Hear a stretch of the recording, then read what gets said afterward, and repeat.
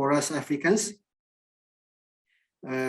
I'm sure we'll benefit from this session and we'll get lesson for improving our national procurement reform activities.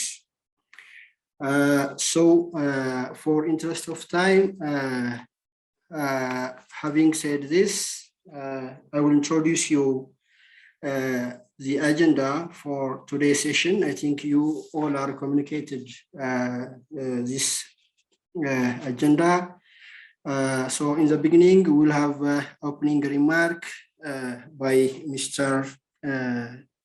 Freeman Dalimini, who is the chair of the African Public Procurement Network, and also next to that, we'll have also opening remark by the African Public Procurement Secretary General, Mr. Aftar Toure Moro.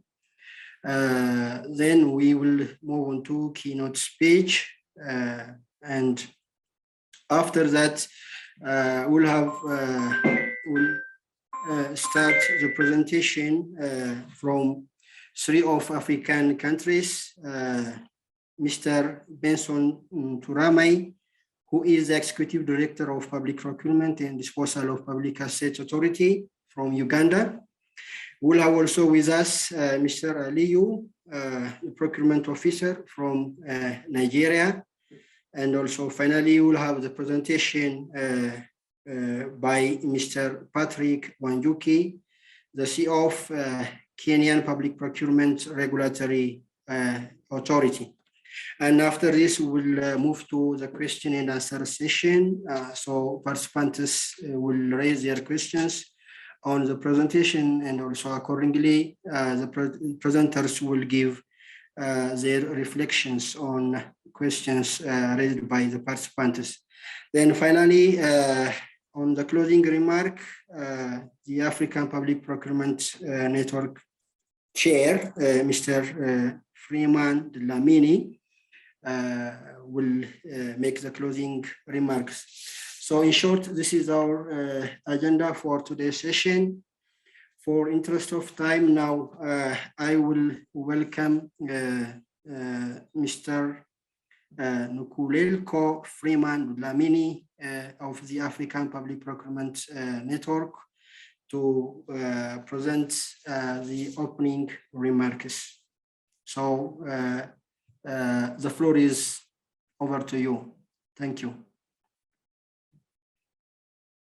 Thank you, Program Director. May I greet every one of you today. My name is Nkululeko Dlamini from Eswatini, the chairperson of the network. And it gives me great pleasure that I get this opportunity to be part of this meeting today. I'd like to welcome all Network East Africa region members present here today, and other members present, and all participants, as well representatives of the World Bank, African Development Bank, and other partners. Today's subject matter is very important as it looks into the transparency in the use of public funds and unavailability of contracting information for public scrutiny. It is therefore proper that in availing this information, we are guided by the Open Contracting Data Standard, OCDS. This standard is there to help us know how we disclose contracting data and documents. In fact, it provides support to organizations to increase contracting transparency and allow deeper analysis of contracting data by a wider range of users. Open contracting makes public procurement fairer and more efficient. Open data means sharing better information with the marketplace, improving efficiency and competition. It also means better monitoring and data-driven decision-making to improve performance and quantify the impact of reforms. It supports feedback and engagement by business and citizens increasing buy-in in creating allies to support reforms. Openness, participation, and cooperation across government, business, and civil society help in sustaining reforms and deepen their impact. As we endeavor to improve government procurement in our respective countries, it is imperative we come together and see how we can align ourselves with new trends within the global procurement space and explore how we can utilize our procurement data to increase contract transparency, quality of procurement governance, so we achieve better value for money and provide value to many through increased service delivery and better development outcomes. I kindly implore each and every one of us today to be open-minded, utilize this opportunity to learn as much as we can from the knowledge and experience of our fellow member countries and discuss the issues robustly. In that way, we'll be able to go back in our respective countries and come up with strategies for opening up public procurement, public contracts, and not end by just strategies and commitment, but also move towards a credible implementation. Above all, members, it is exciting to see how the network continues to ensure that member countries get together to share experiences and learn from each other as we seek to successfully implement procurement reforms in our respective countries. A big thank you to the organizing team and looking forward to more sessions to come. With those few remarks, I wish you a successful and constructive meeting. Thank you. Okay, thank you, Mr. Chairman, your wonderful opening remarks. Okay, now I will invite Mr. After Turemoro, the Secretary of the African Public Procurement Network, to give his opening remarks.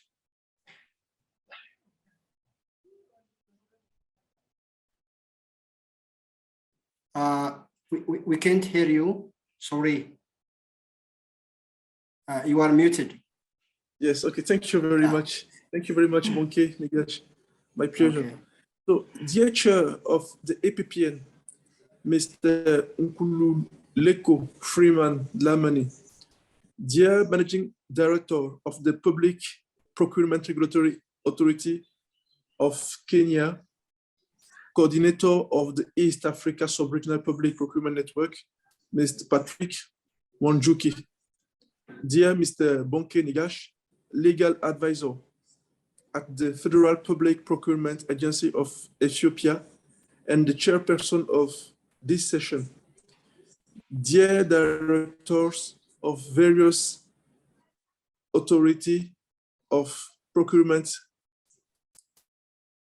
authorities and delegates of the East Africa, dear technical and financial partners, namely the World Bank, the African Development Bank, and the Islamic Development Bank. Dear guests, welcome to this first session of the fourth series of sessions whose theme is collection and use of public procurement data, including open contracting data standard. In the process of equipping member countries of our network since September 22, 2021, we have covered important themes from public procurement in emergency COVID-19 to professionalization and capacity building. We have also talked about AGP, its status, opportunities, and challenges. Here, we are with another team that is as capital as the others. We have two keynote speakers from Open Contracting Partnership, OCP, who have been dealing with this since 2015, the year of their inception. The APPN is so lucky to have from OCP the head of Africa, Mr. Edwin Muhumuza, and the program manager for Africa, Ms. Sandy Okon.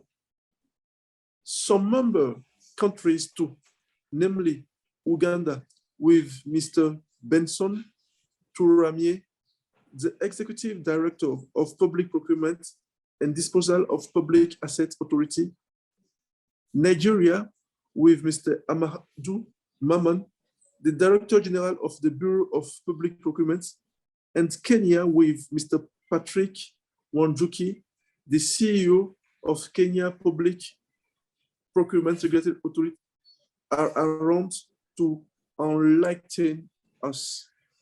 Dear officials of public procurement, dear member countries and technical and financial partners, it is time to increase our knowledge on the theme. But before giving back the floor to the chair of the session, please allow me to express my gratitude to the World Bank, the African Development Bank, and the Islamic Development Bank for their sustainable support. My team and I are grateful for your participation, you member countries of this East Africa sub-regional network and honorable guests. Without much ado, I'm wishing to all of you a fruitful session. Long life to APPN. Thank you very much.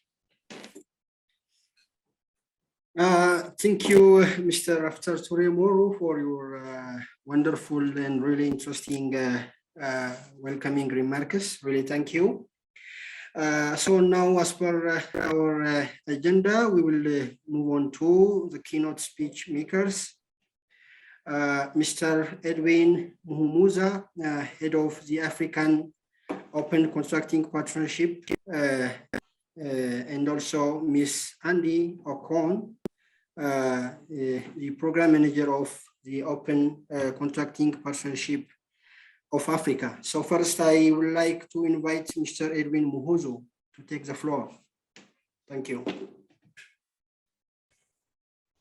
Thank you very much, Chair, and thank you, APPN and colleagues for making time to attend this important sharing event. And we're glad that we've been invited for this because within the spirit of what we've been advocating for African countries to share experiences and also learn from each other. So our presentation is twofold. I'll start by giving an overview of what we do and what open contracting is about. Then Andy will come into digging a little deeper in the short time that we have. Let's move to the next slide. Yeah, so our objectives for this event is to enable participants understand the concept of open contracting, as has been stated in the opening remarks. Secondly, how open contracting can be used to carry out relevant procurement through use cases, and also to look at some examples that have used it and the potential benefits that have come out of that usage. When we move forward, next slide, please. We have already been introduced. My name is Edwin Muhumuza, the head of Africa at OCP, and Andy who will introduce herself a little later. So the OCP was spun out of the World Bank in 2015. It started as a unit in the World Bank, but spun out so that it could mobilize better and work more independently outside the bureaucracy of the bank. It's a silo-busting, not-for-profit to open up and transform public contracting across the world, because we operate in all the continents in the world. But today we are speaking particularly in Africa. It's also to work on open data and open government across the chain of public contracting, right from planning, tender awards, and implementation. As I noted earlier, we operate in more than 40 countries, both in the OECD, these are the rich developed countries, and the non-OECD, where most of us in Africa belong. Our mission is to, as I noted earlier, to transform public contracting so that it is open by design, fair and efficient. We build a global community for change and support powerful examples like this, where we share networks and experiences of what is possible when governments, businesses, citizens work together. We measure and share results from open contracting, including the key benefits of open contracting and data usage, which are increased competition, value for money, and improved efficiency, as well as integrity and trust in public markets. And these move together. One usually leads to another. For example, if you have integrity and trust, you'll have increased competition. Public procurement globally now stands at about $13 trillion. That is a significant proportion of global GDP, and so it has definitely opportunities to transform societies. So what is open contracting? In a nutshell, open contracting, let's move to the next slide. Open contracting is about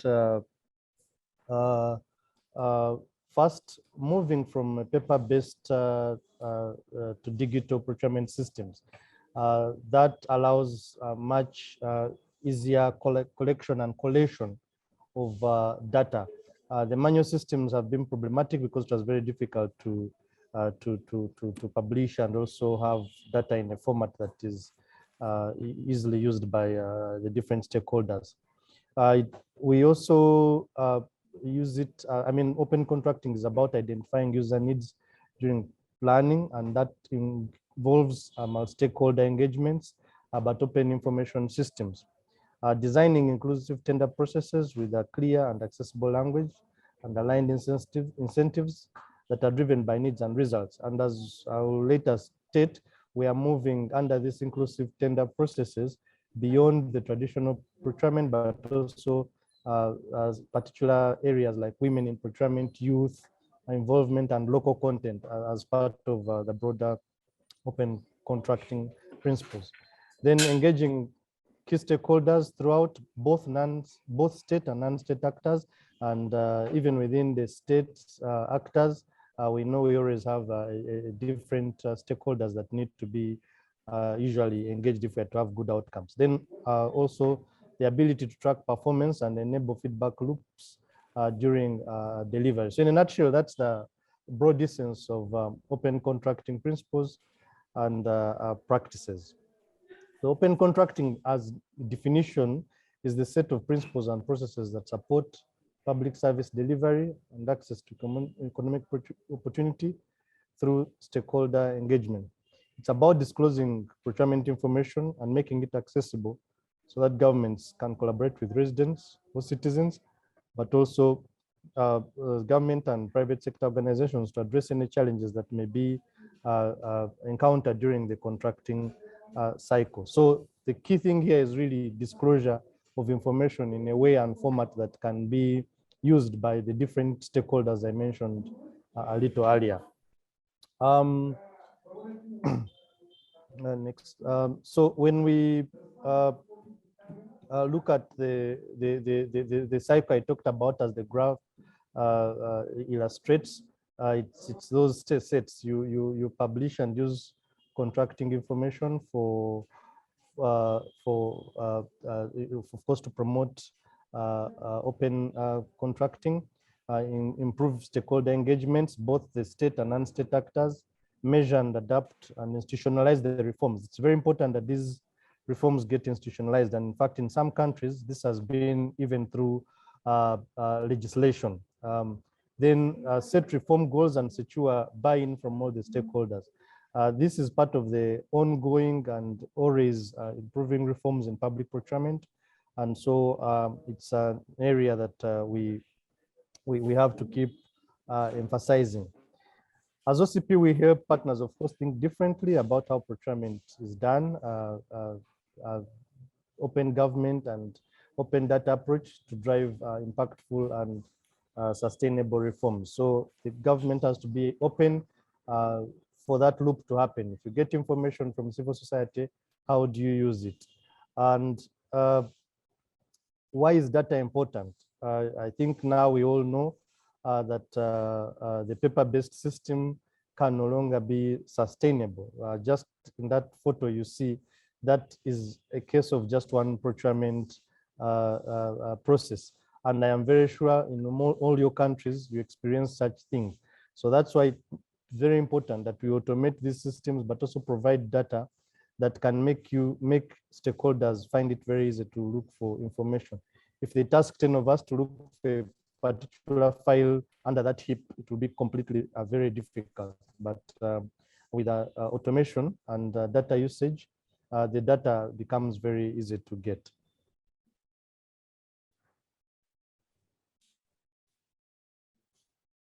To the next. Right, I think here I will hand over to Andy to take us through the next steps. All right, thank you very much, Edwin. And I was introduced earlier. Hello, everyone. Good day, good afternoon, and good evening, depending on where across Africa you're at. My name is Andy Okon, and I'm the Programs Manager for Africa with Open Contracting Partnership. Please, if at any point during the presentation you can't hear me clearly, if somebody could just indicate so I could repeat what it is that I'm saying, that would be very helpful. Thank you. So now I'm going to just walk through from where Edwin stopped, picking up from where he left off, and I'll be talking about data and the data uses of open contracting. So now that you've heard about open contracting, I want you to think about all of the tasks around the work that you do. Imagine you have the task of structuring all of the paper that is in this picture here, all this paper-based information, and you're now meant to turn it into machine-readable data sets. So the question is, what information should you prioritize, for what purpose, and how can it be useful? Let me move to the next slide. What OCP helps you do and what open contracting basically helps you do with the use of our data standards is that it helps you to structure that data into the entire procurement process, from planning to initiation to award to contract and implementation. And the open contracting, so we have the open contracting data standard, which is the slide I just showed you here. This is the basic structure of our open contracting data standard. And then we also have specific to infrastructure, the open contracting for infrastructure data standard, which covers both contracting information and project level information. And this is because, why we cover this is because infrastructure projects often involve multiple contracts. So the open contracting for infrastructure data standard lets you see not just what is happening at contract level, but breaks it down to how it is projectized and how a project is performing overall. So these open data standards are basically the basis for building and sharing tools that help you to analyze contracting information. So what open contracting does is that the paper-based procurement office we saw earlier needs to be digitized. So look at that paper-based, but like the picture you can see on the first side of my slide, on the top left side.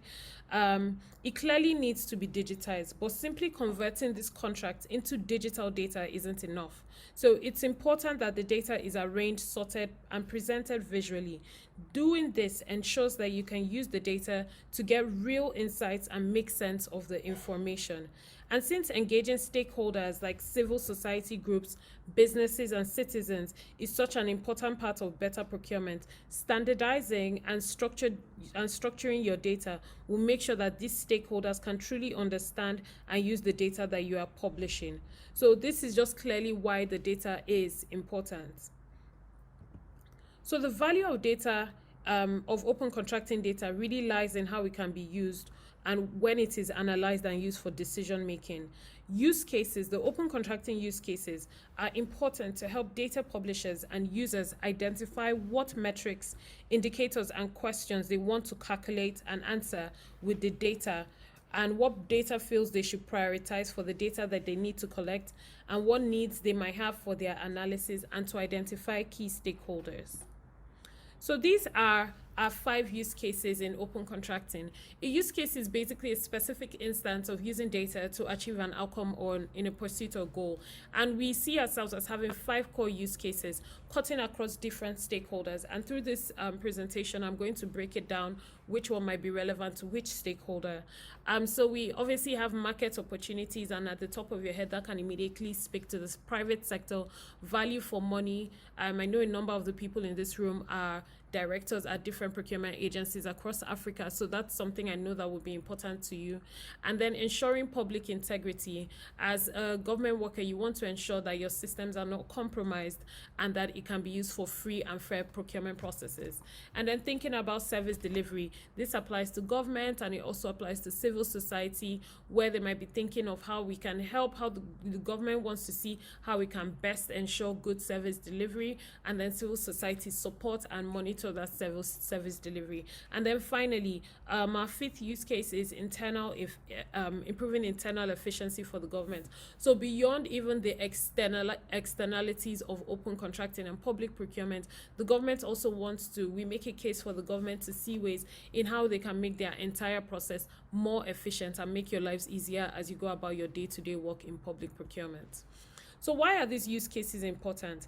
Because it helps you to define clear and measurable goals and what metrics you might need within your existing data to be able to track your goals. And then it helps you prioritize what to collect, what to publish, or what to analyze. Because through the process, you're also engaging with stakeholders to know what it is that are priorities to them. So it's not just about what data the government wants to publish, but it is also about what the public is demanding in terms of transparency of procurement data. And then obviously you want to be able to identify the key users of your data and develop strategies to increase that data use, because as we know, there's been a lot going on with the development of EGP systems across Africa, and a piece to that is the Open Contracting Data Standard. And a number of you have been implementing the Open Contracting Data Standard and developing OCDS portals. So what this helps you do is that you are now able to develop strategies to increase that use of data, because what's the point in really publishing data if nobody is using it, right? And then finally, you want to be clear about your goals, and this can really save you time. That speaks about internal efficiency. So we recommend that you define your use cases at the beginning of your journey, not midway through your journey, because it's an entire process and it can inform your data publication strategy and your implementation decisions. So if you already have data available, your use cases can actually help you identify what is possible with the data, what you can do with the data, depending on the different actors, and how you can improve your data that is available and how that data is actually used, and ultimately improve your own publication further. So this is an example. We have a use case guide, and we'll be sharing these resources. I'll be sharing this slide deck after my presentation for you to be able to access, because we have a number of examples as well as to the work that we do. So we have a use case guide that basically shows you all the different data fields that are linked to the different use case indicators, and how you can also link that ultimately to OCDS. And this is what it looks like. So if you look to the left-hand side of the slide, you can see one of the first use cases I mentioned was market opportunity. So what this shows you is all the different indicators. You can identify what indicator. It may be that you want to be able to see the percentage of contracts that are awarded to the top 10 suppliers with the largest contracting totals. So it tells you the information that you will need to be able to track this, so you can search for that within your existing data, and then the award information on the winning suppliers, and it shows you the OCDS fields, the possible OCDS fields that you can use for that. And basically, one of the reasons it also gives you, we also tell you the rationale behind why you might consider this important, because you want to be able to maybe give insight on how inclusive and competitive your marketplace is. So now let's get into the details of the different use cases. So in terms of value for money obviously refers to the efficient, effective, and economic use of resources in public procurement processes across the different stages of the process. So it might not be, so your value for money is not just about the price, but it's also accessing things like the quality of items and the efficiency of the process. So it's thinking about how quickly your contract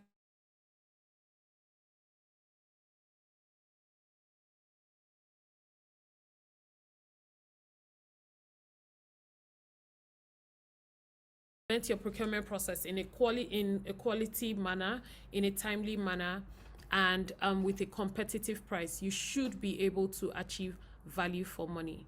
So who does value for money really matter to? Some of the actors we think it matters to are civil society, the government, and the private sector. The private sector typically uses this to see trends in prices so that they would know how best to price their bids when they're submitting bids to the different governments. And then the government use the data to see if you can actually improve, if you can make savings, and if you can improve, if you can achieve value for money within the procurement process. And then the civil society basically uses this particular use case for monitoring government spending. So what are the questions that you typically ask when you're thinking about value for money? You might ask, how many contracts have had overruns, and has this happened frequently? Did we stay longer on this contract than we should have? Or how many contracts are completed in time? At what price are we buying some products? What is the total percentage of savings? So when you're thinking about value for money, these are typical questions that you ask. And then we have the different indicators that can guide you on how to answer those questions. Now, moving to the next indicator, which is public integrity, next use case, the public integrity use case. What we've seen in public procurement is that use cases can relate to identifying, preventing, combating fraud, corruption, and other types of illicit behavior. So you can proactively calculate using our red flags indicators and apply risk detection methods using procurement data, and allow to potentially detect corruption and fraud before it happens. So why this is valuable to the government is that the data may be thought of as units of information that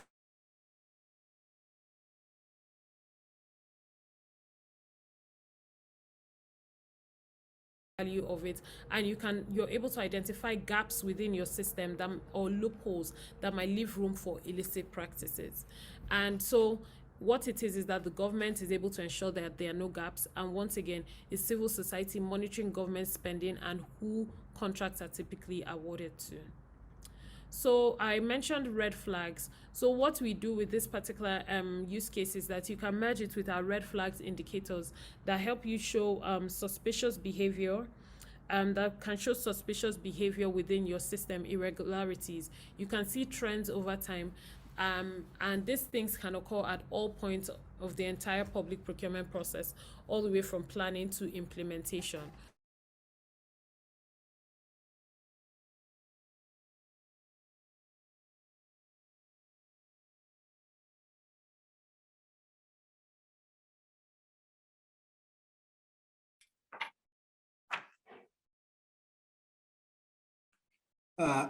Sorry.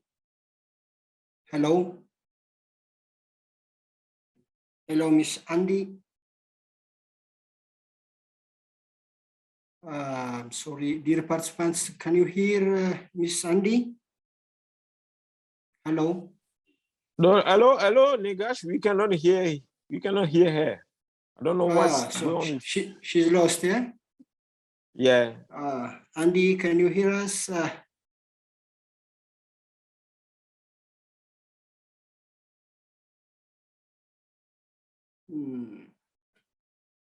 I think she's lost.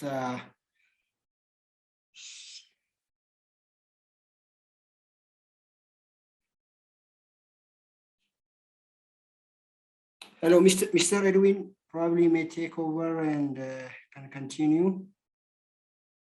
Mr. Edwin? Chair, they are out. They are off. They are offline.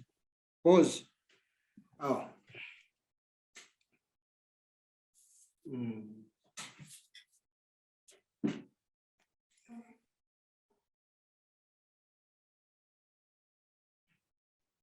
Edwin is around, but let me check if he can take it over. Thank you.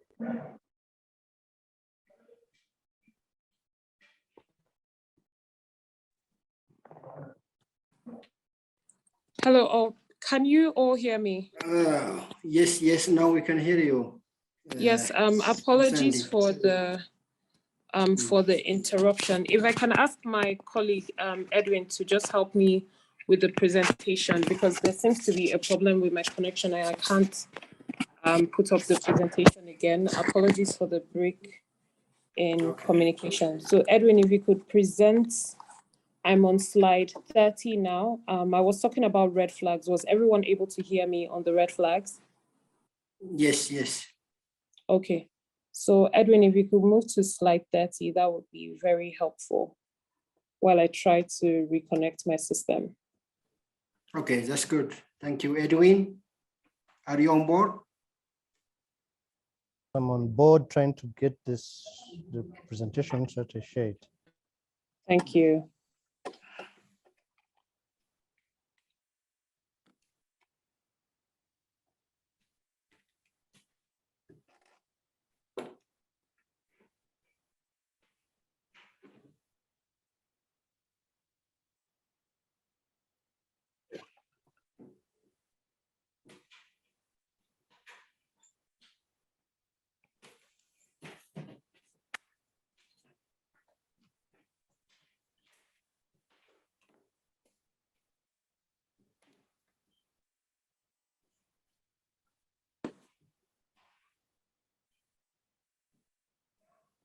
Edwin, are you having trouble doing that?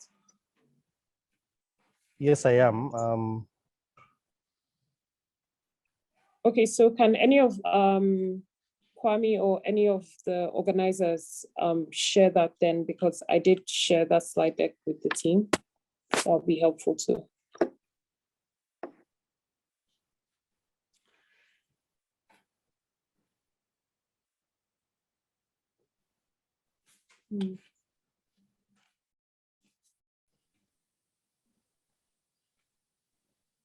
Rafiu? Mr. Kwame, can you share slides? Yes. Let me. Rafiu, can you do that? Just a moment, please. Yes. Thank you so much. And apologies, I'm not sure what's going on with my connection that's not letting me share my slides.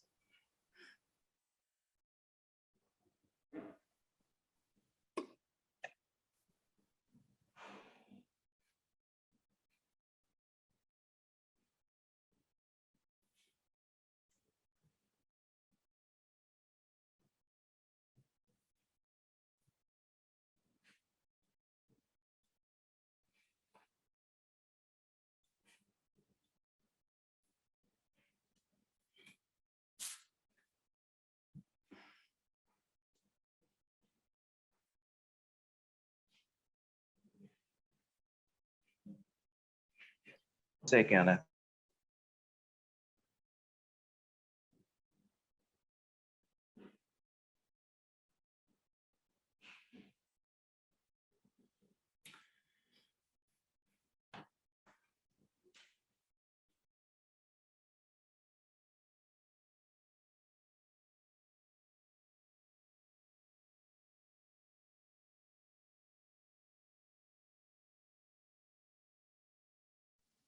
Rafiu? Rafiu, it is okay. Rafiu, tu arrives à le faire?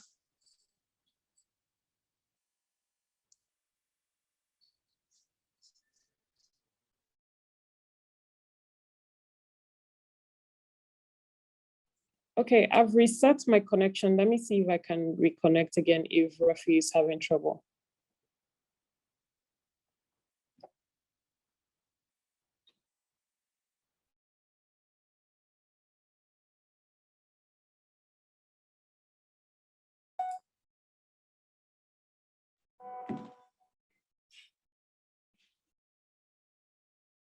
All right, thank you so much. If you could move to about slide 30.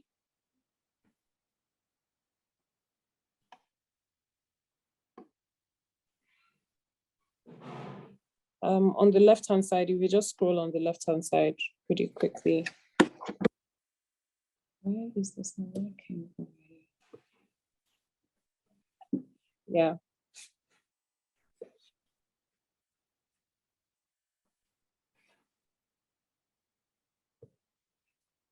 You can continue going. I'm on market opportunity. Up or down? I'm down. I'm on market opportunity. Down. Continue going down because I'm almost done. No, you're going up. Yeah, continue. No, Yeah, continue going down. Yeah.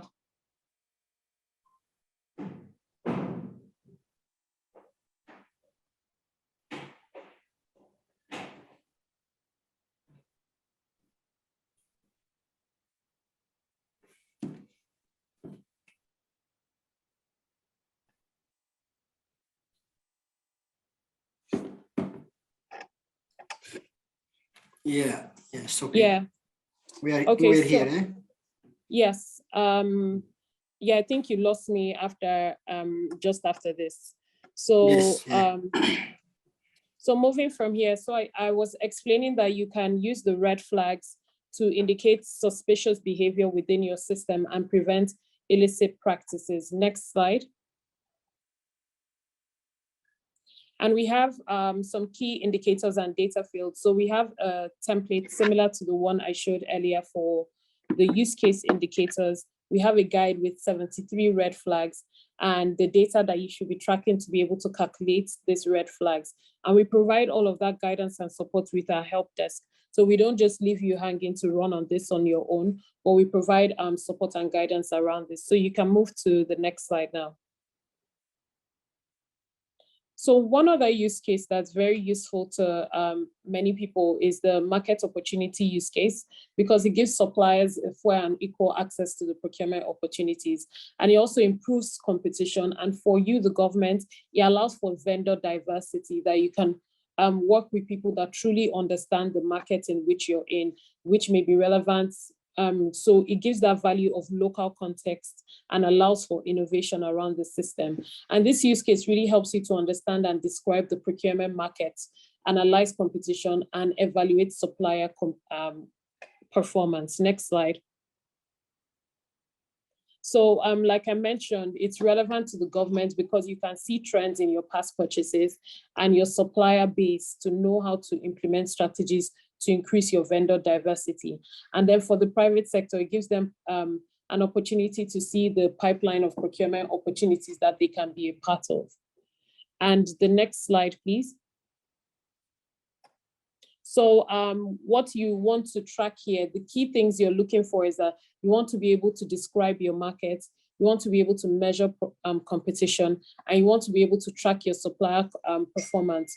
So some of the questions that you would ask would be around how many contracting procedures were open by period, what categories and for what amounts, how many procedures received a single bid, which ones were competitive. So you would ask questions around the method of procurement that was carried out and how successful that was. Next slide.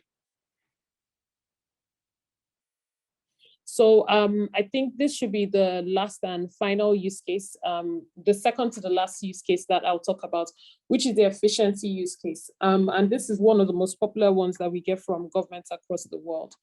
And here, when you're thinking about your EGP, implementing your EGP systems, this is the particular use case that you should pay close attention to, because it ensures that the finances, the time, the human resources, and the different investments that you make in your procurement process ultimately result in high quality service. So an investment like EGP system, what you want to think about is that you're ensuring that you're not just putting a system in place that people do not know how to use, but that it's a system that people will easily understand, and the efficiency use case can help you address that. That when you've implemented this, the EGP system, that one of the goals you want to be targeting is that because you've automated this process, it takes a shorter time to analyze the bids that you receive, shorter time to make a decision on who your winning bid is. And it allows you to see trends within the submissions that you receive. Next slide. So some of the key questions and indicators that you have around here is that you're able to ask yourself, what's the duration for each of the different stages in the procurement process? What are the causes of delays? What are the causes of delays with the bidding process? And I would share after this, because we've lost a bit of time, I'm going to share a link to how they showed payment inefficiencies in Paraguay using this particular use case indicator that there were inefficiencies in their payments. Next slide. Finally, we speak of service delivery, which ultimately is the end goal of what all procurement processes are. The government wants to be able to deliver services to citizens, deliver value to its citizens. So when we talk about service delivery, we want to see that the goods, the works, and the services are being delivered in a timely manner. It is what the citizens need per time, and the quality is good, and the price that we're receiving from the different contractors are at the agreed price. We do know, and this allows you also take into consideration some of the market forces that may affect your service delivery. And next slide. A key indicator of what you might see here would be are contracts delivered according to the schedule, what has been paid, what is the progress of the projects. Those are some of the typical questions that are asked. And I want to throw an example from Kenya, Makueni County. So if you could go to the next slide, please. So Makueni basically committed to adopting the open contracting model to eradicate corruption in the use of public funds by implementing a sustainable approach for effective public procurement through open data and public disclosure of tenders and public contracts. And these are the results they saw. They were able to save $407,000 in their road construction. They were able to increase the diversity of their suppliers, the vendors that they worked with, by 3.6%. And they were able to carry out 461 public procurement processes they were able to carry out those processes and input them into their OCDS systems. And then finally, they were able to get at least 3.8 bidders for their different open procedures that they carried out. So you can move to the next slide. And how were they able to achieve this? One thing they did a lot was stakeholder engagement. So they partnered with open data experts, Development Gateway, which a number of you would be familiar with, and they engaged with civil society groups to support their monitoring. And then they made a commitment to disclose information on company ownership. This is beneficial ownership data, which works hand in hand with the open contracting data standard to identify corruption. Next slide. And then speaking of project monitoring, what we've seen, for example, in Nigeria working closely with the BPP in Nigeria, the federal BPP, represented here today, I think by Mr. Aliyu, we had seen that the procurement agency had begun publishing contracting information. They were publishing their contracting information around COVID, and we worked with them to help improve the publication and support civil society to advocate for better disclosure, to be able to use the information for analysis and feedback. And while the process has taken a lot of time, we've been able to see a positive change in the collaboration. And we've seen different organizations pull the data from Nigeria's NOCOPO, that is their open contracting portal, to carry out analysis, for example, of the COVID-19 emergency procurement. Next slide. So in addition to the federal level, the first example I showed you was at the federal level. Even at the subnational levels, we've seen a lot of the states in Nigeria develop their EGP systems and implement open contracting. And we've also engaged with some of the civil society and organization called Data Fight. They have pulled that data and were able to carry out research to see that there were a number of projects from the open contracting data they had, that there were a number of projects within a state in Nigeria called Ebonyi State, where projects were abandoned and in some cases non-existent. And after they were able to use this open contracting data to tell that story, the contractors actually went back to site to restart work on the abandoned school projects. Next slide. So the conclusion is basically this, the conclusion of this entire conversation is that data is useful when it is actually used as I've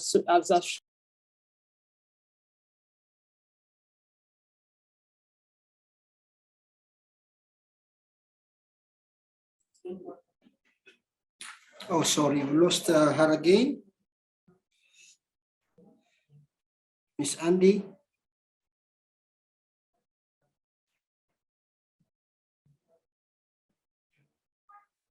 Maybe I can conclude because this is a conclusion slide.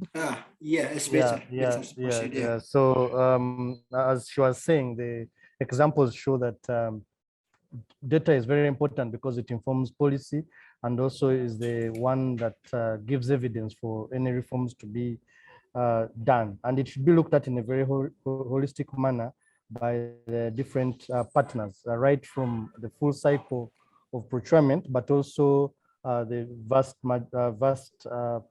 exposure of the stakeholders that are involved in public procurement, because that's what creates that theory of change that gives you direction from where you're coming from, where you're going, and being able to measure that journey. We thank you very much for your attention.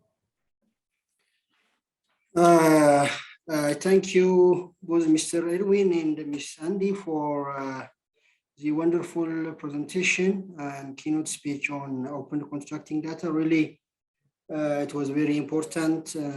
They gave us essential data on the concepts and also importance, as well as how it works in improving the practice in our procurement system. So that was very important. So thank you both. So as per the agenda, now we move on the presentation by Mr. Benson Turami, the Executive Director of Public Procurement and Disposal of Public Asset Authority of Uganda. Mr. Benson, are you on board? Yes, I am. Thank you. The floor is for you. You can continue. Thank you very much, Negash. Is that Negash? Negash, yes, it's Negash. Negash, yes. Negash, yeah. Once again, I am Benson Turanye. I'm the Executive Director of Public Procurement and Disposal of Public Assets Authority of Uganda. And I am delighted to be in this engagement because we have actually been there. What Andy and Edwin were talking about gives me also a good starting point because I may not have to explain many of the things. I had submitted my presentation. If the organizers can screen it, that will be good. However, I may want to proceed and I observe protocol as was earlier observed. I want also to welcome our new chairman of the African Public Procurement Network, who replaced Madoda. And I also want to thank the two previous presenters, guest speakers, Edwin and Andy. There we are. We can go to the next slide and I hit the road panel. And here, members, essentially, I will share the Uganda's journey to open contracting. The PPDA, or the reforms under public procurement, were operationalized by an act of parliament in 2003. And therefore, from that time, we were using, up to 2009, we were using a manual system. very complicated, like the slide and the showed. You couldn't get to records. Entities, procuring entities were reporting manually every month for central government entities, for local government entities quarterly, and it was very hard to track the procurement activities or procurements that were done in those particular periods. In 2009, we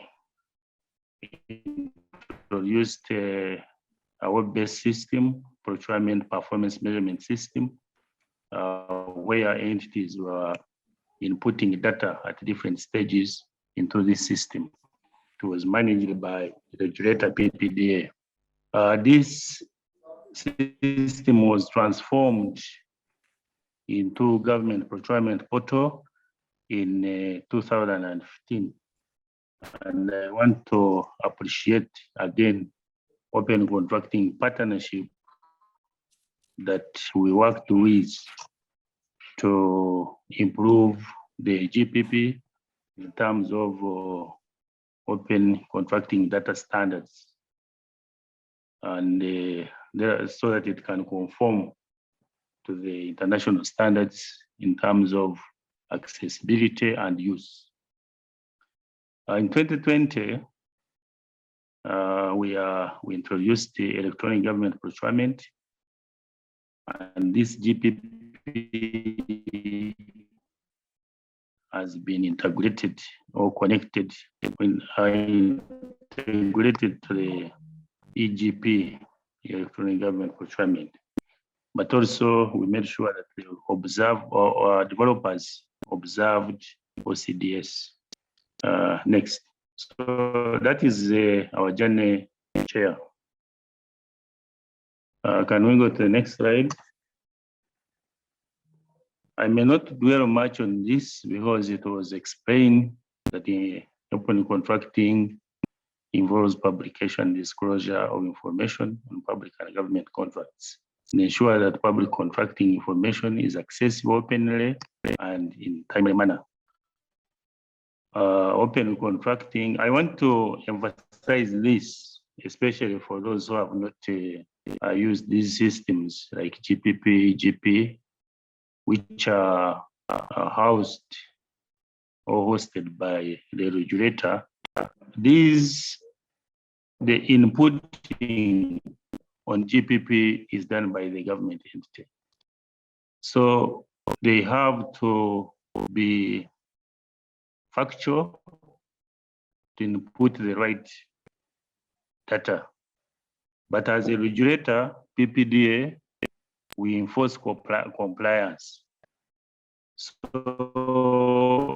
at my office, we have to monitor those who are inputting. We have to compare the procurements that have gone through the cycle by evaluating the procurement plans that they submit to us at the beginning of every financial year, and ensure that the right data is put. If a procurement commences, we know, and then we can monitor all the other stages to ensure that inputting the data is complied with. Open contracting again leads to increased transparency, as it was initially said, is to the public. The public who are the taxpayers and whom government derives the budget, the funds, must know. And in Uganda, for example, more than 60% of the annual budget of government is spent through public procurement. So the citizens must know, so that they can demand accountability. And the budget holders, who are the public officials, must ensure accountability of these government resources. So open contracting is an avenue where this can be demonstrated.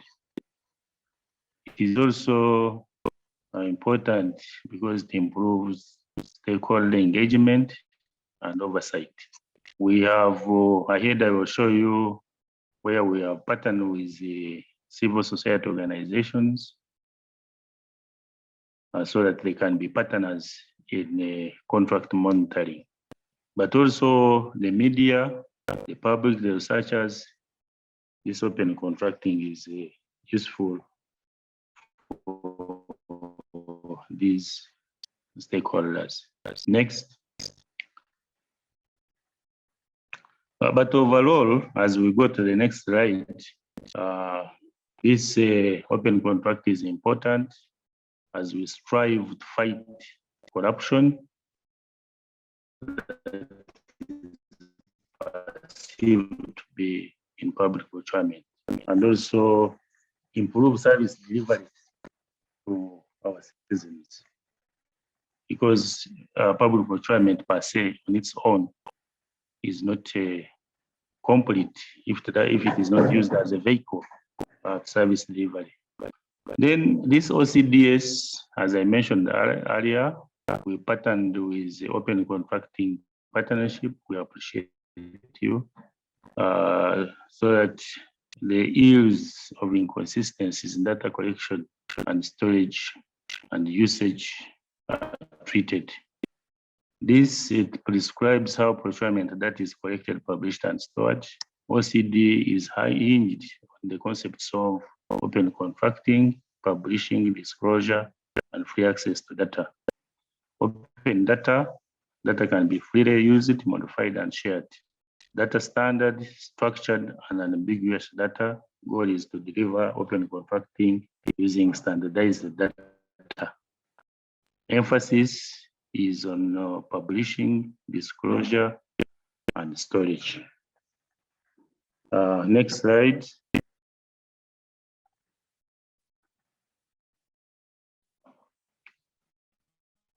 Next slide, please. Why OCDS? It enables deep analysis of contracting data, facilitates innovation, facilitates the use of data by a wide range of stakeholders. I think this was really talked and explained to participants of this meeting by Andy and Edwin. You can go to the next slide.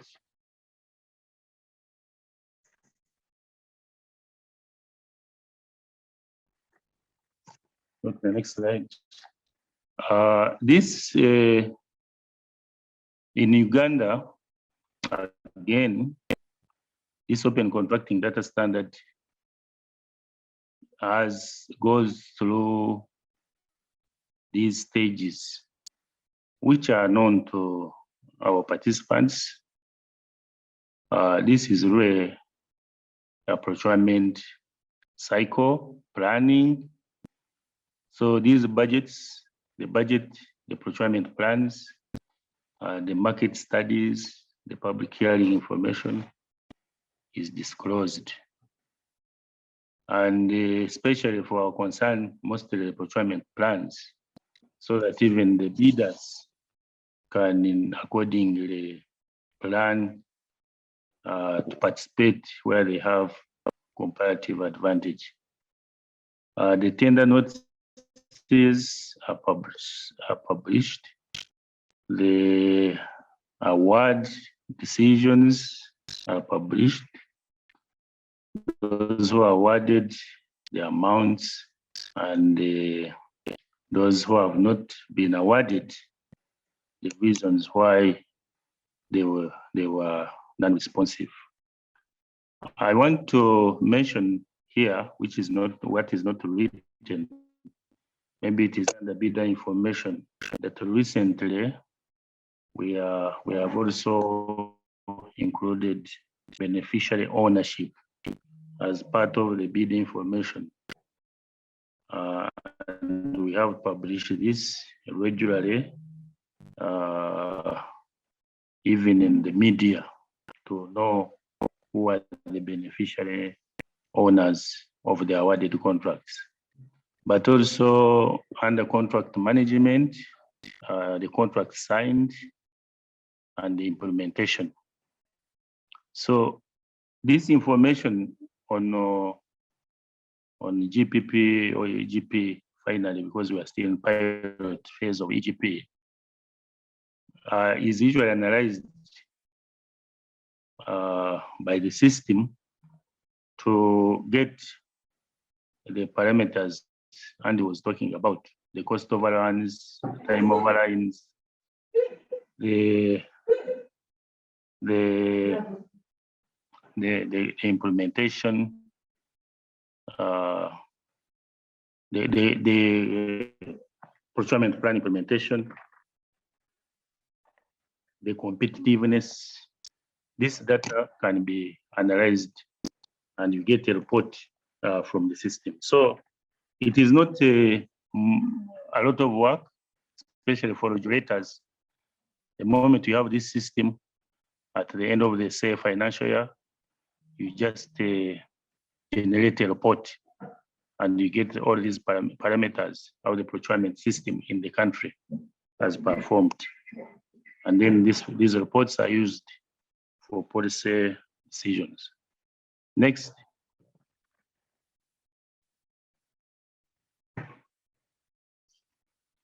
This is a dashboard just to demonstrate the open contracting in Uganda on GPP. These are the things you can get.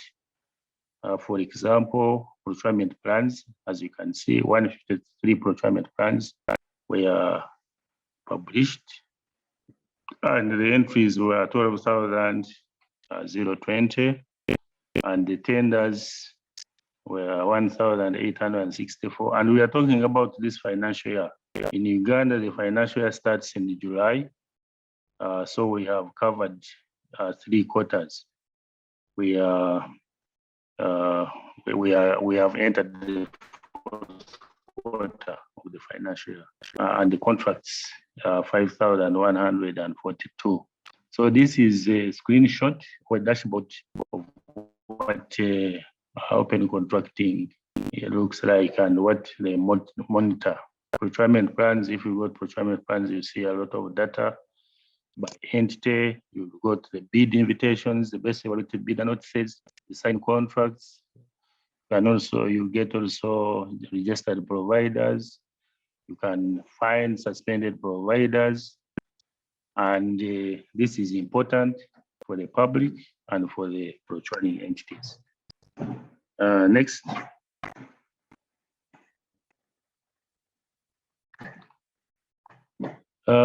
Users, I think that is self-explanatory. Those are the users of the government procurement portal.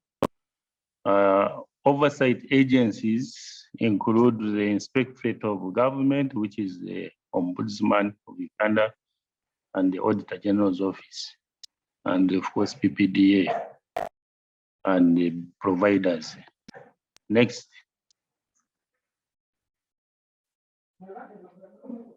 The contract now, because of the importance of this open contracting system, the civil society organizations have picked data, or they have been picking data over time that they use to monitor government contracts. We have partnered with them.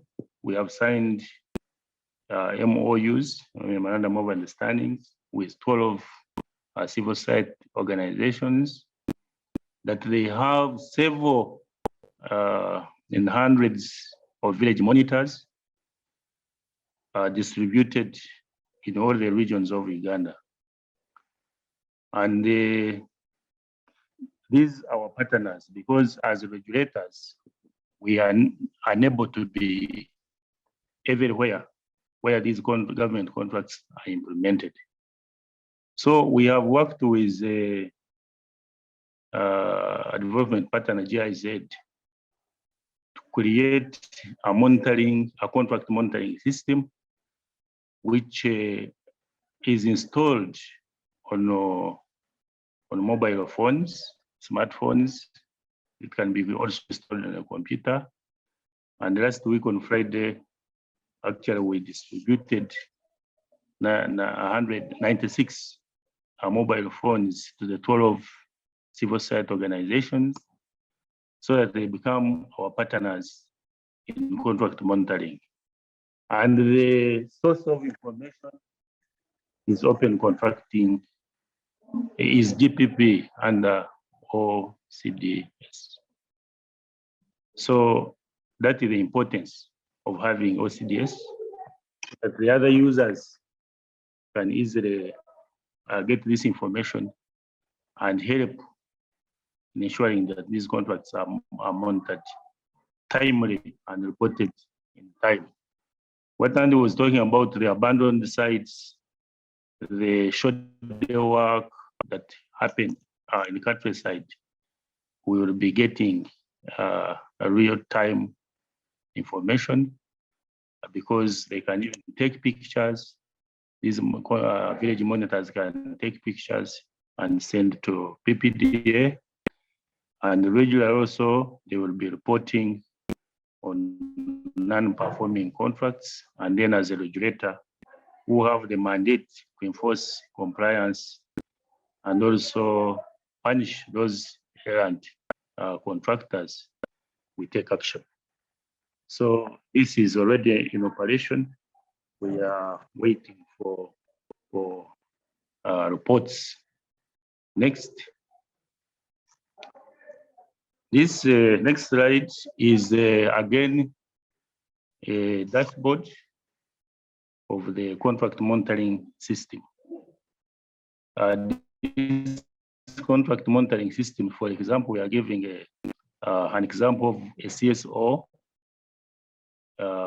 This particular one was had 126 reports. 53 were approved at that level of CSO. 8 were resolved, and this is a recent system, as I mentioned. I told you, hasn't even lasted 1 year, and we are operationalizing it through supporting these CSOs. At the CSO level, they can also reject some of the reports that come. 15 were rejected, and 23 were escalated to the PPDA. And but also in their reporting, you find like those are some which are not actionable. And also, this system can also report on that. But the emphasis is that these 126 projects or contracts were picked from open contracting data system and then migrated into this contract monitoring system. Next. I wanted to share with you this again to demonstrate that in 2015, before open contracting, when we started the GPP, you can see the graphs in terms of competition. That is the blue one. In terms of plan implementation rate measures the procurement plan budget implementation. And you can see in most cases, the highest was 80, meaning that the budget under the procurement plan in this financial year 2018, only 80% was implemented by the closure of the year. It also measures contracts completed on time. This graph is not complete. We have a number of indicators that we measure, including cost overruns. That one, the gray one, the black one shows the time overruns. We also measure domestic participation or local participation and others. So, but the point here I want to make is that the trend, because of open contracting, has come from as low as 40% to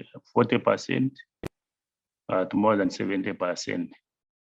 This downtrend that you are seeing at the end of 2020 is because of COVID that affected the data input because of closures, and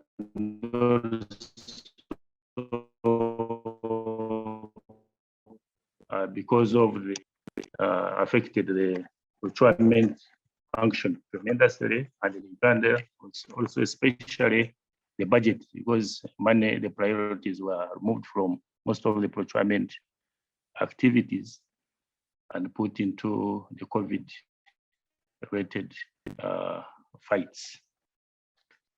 My last slide, Chair and members, I want to share with you the proposed way forward, which I want to share with other members who may want to use OCBS, that you need to increase investment in building the data infrastructure.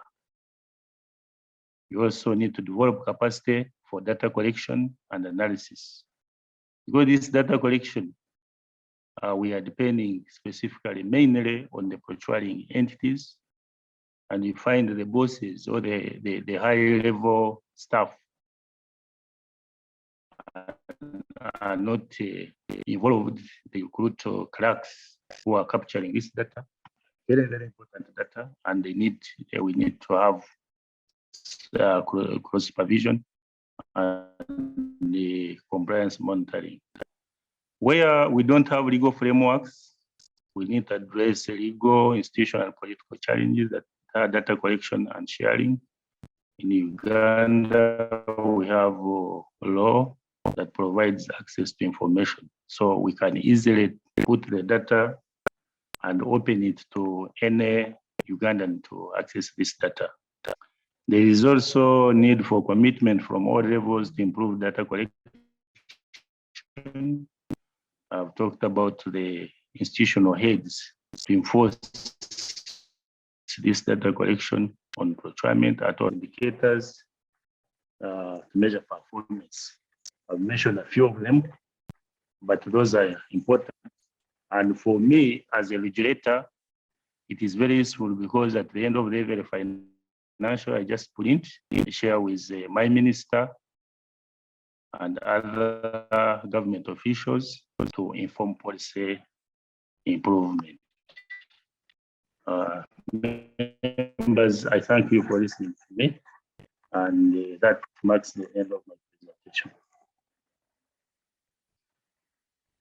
Thank you very much, Mr. Benson Turami, the Executive Head of Public Procurement and Disposal of Public Assets Authority, for your wonderful presentation. It's very important for us. We've seen your journey, Uganda's journey from paper-based procurement to open contracting data system, and also the benefits that you got from introducing this system, both in procurement performance and also monitoring of the procurement process. I think that was very important. So now we move to Mr. Aliyu, the procurement officer from Nigeria, to make a presentation on from their side. I'm sorry, Mr. Aliyu, are you on board? Yes, Mr. Ngash, how are you? I'm fine. Please take the floor, and you have a maximum of 20 minutes. Try to manage it within 20 minutes. Thank you. Okay, thank you very much. I thought I was informed I have only 15 minutes, so what I prepared is only for 15 minutes talk. That is interesting. Notwithstanding. Okay. Notwithstanding, am I to share my screen? I think that's good. Okay, fine. Yes, it's coming now. Yeah. Okay, good. We'll be talking about NOCOPO, which we call Nigerian Open Contracting Portal. This portal was developed sometime in 2018. We started the development working with Open Contracting Partnership and others. And as you know, Nigeria became member of the OGP Open Government Partnership, which culminated in our also doing the operational arm, which is Open Contracting Partnership. And therefore, we became members sometimes in 2016, OGP, and from there we developed the Open Contracting Portal. The portal is about opening up the public procurement in Nigeria through increased disclosure to all stakeholders. The portal was co-created with civil society organizations, and the NOCOPO portal currently has pages for ministries, departments, and agencies who are the procurers to upload, and civil society and citizens to monitor after the publication. The upload information normally consists of planning, tender, award, and contract itself and implementation.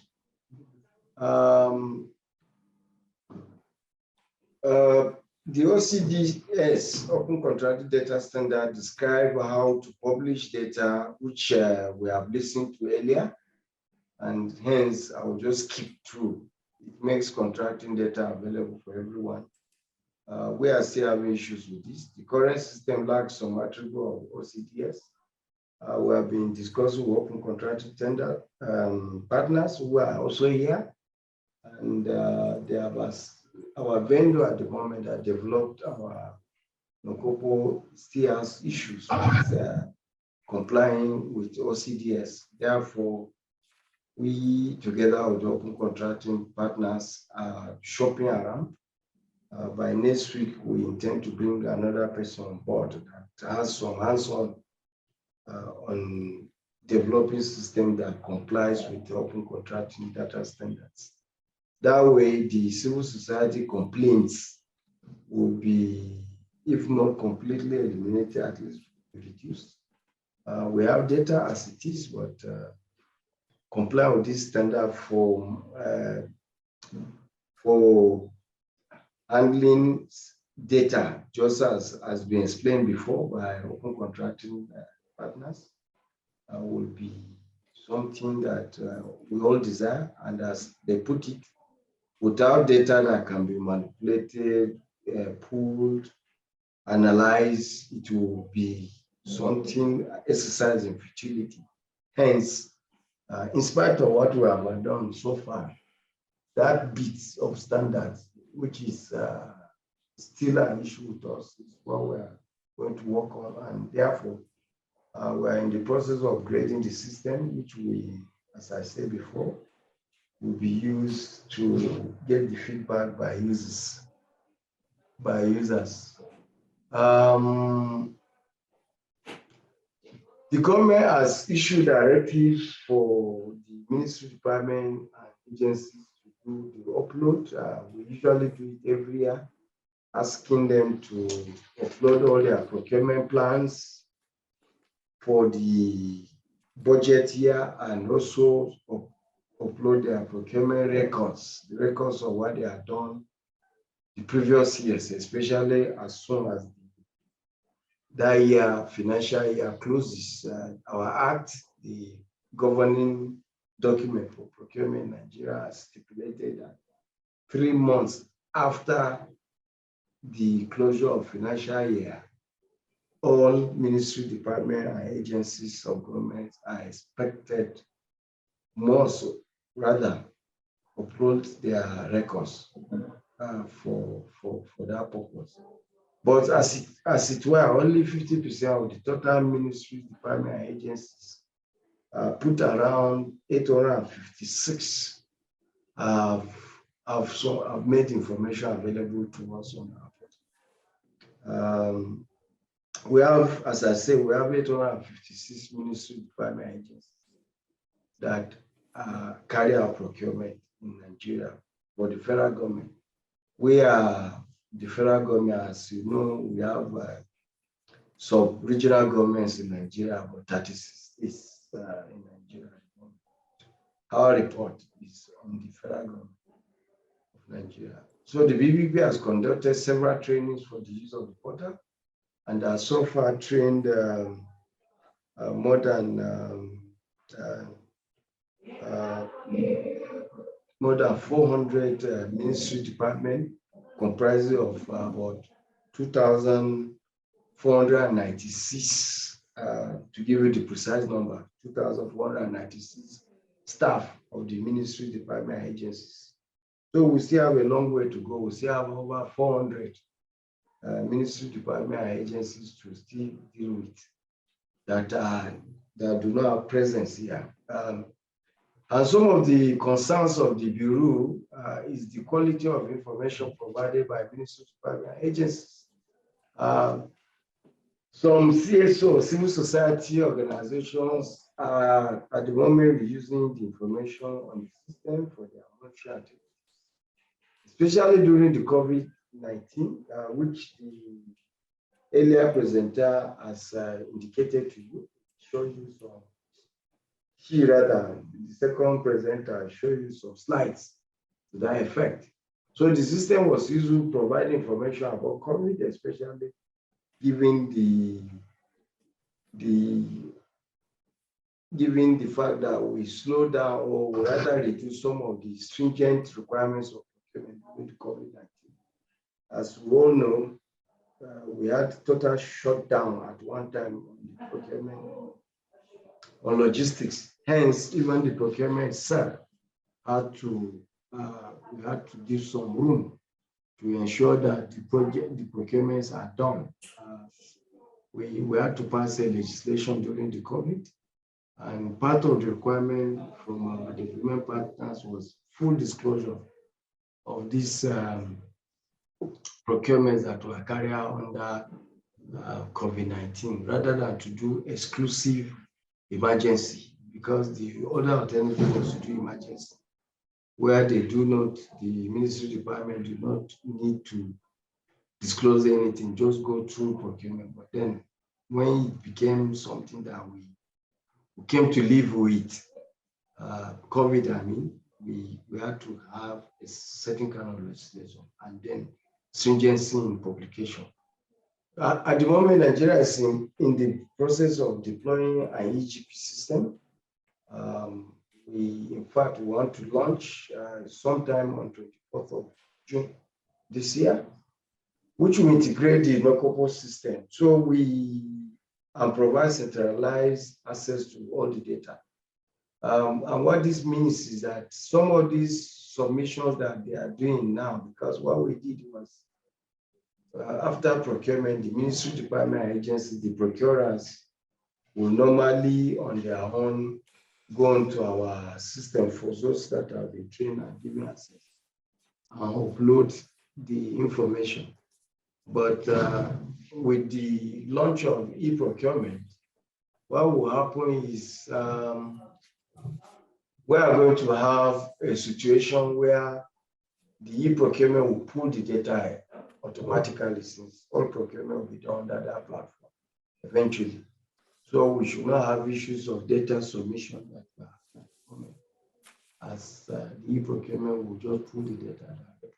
So the BPP is keen in upgrading the system latest by June, especially as I had mentioned before on the OCDS bit of it, to be able to provide red flags so that we can have red flags. We don't need to stretch around in order to carry out audits and what have you.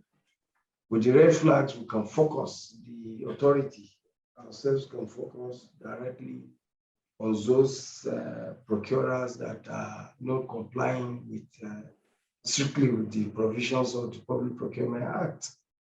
And therefore, with the red flag, do some analytics to assign the Bureau in its conduct of procurement audit and surveillance and procurement decision making. This will help in achieving value for money and fitness for purpose. So upgrading the system will also strengthen the transparency, accountability, and integrity of the public procurement, public contracting system in Nigeria, especially that of federal government, for which we have an oversight.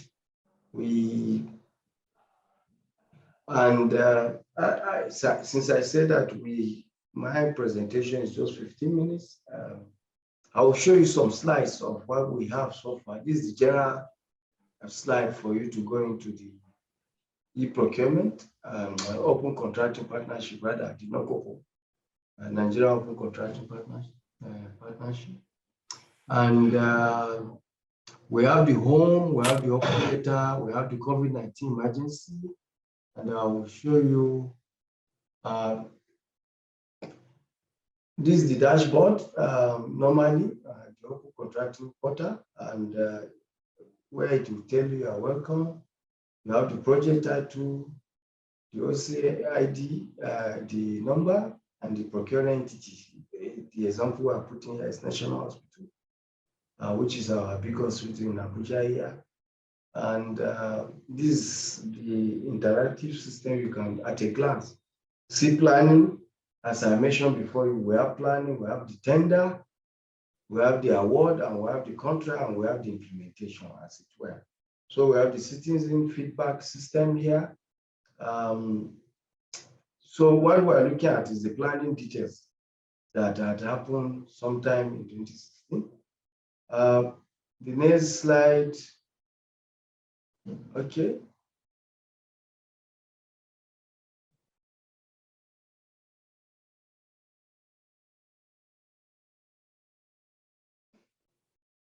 I'm sorry. Okay. So the next slide is still your homepage, where we'll go to. When you come here, you just click COVID-19 emergency at the time we had it. And this is a typical screen which was shown to you by earlier presenter who had mirrored this screen before. So this is what we had at that time, which the civil society bodies were using for analysis. It gives automatically the contractor, the contract sum, the source of funding, the completion period for the project, the completed project, whether the status, whether it is finished or not, and the items involved. So what are the challenges we're having at the moment? Change management has been a big issue. No matter your technology that you deploy, we have been on this, we've been doing a lot of training. However, for us to get people to adapt to it has been an issue. We have had meetings with permanent secretaries of ministries, departments, and agencies. We have also had meetings with the CEOs of agencies to try and emphasize the need for adopting to the new system of openness, full disclosure, and giving of data to the public, especially as regards to open government partnership, that the government is supposed to run its activity in partnership with citizens and especially civil society. So the upload of quality of data, the quality of data is also another issue. Then we have internet in some locations, and of course we have power issues in Nigeria, which is peculiar to us. I wish to thank you for listening.